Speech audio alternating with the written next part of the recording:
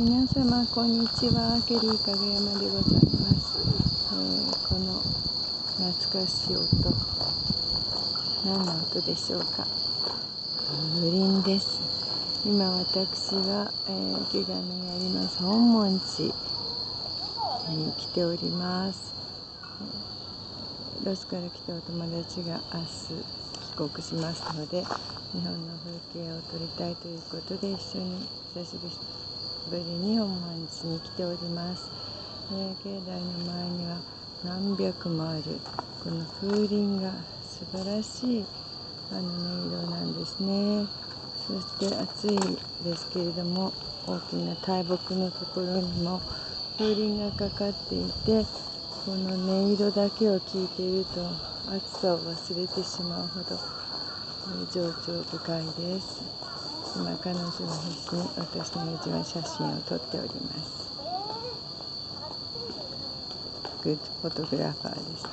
そして日本のちょっと懐かしい光景をお届けしてます。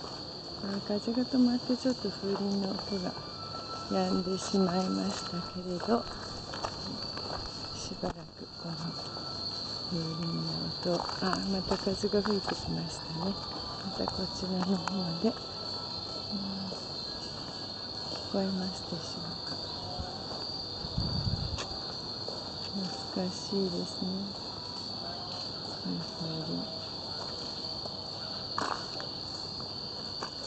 今日は本門寺の境内の風鈴を皆様にお届けしました。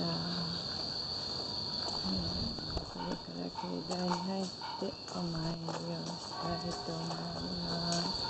また風が吹いて風鈴の音がしてきます。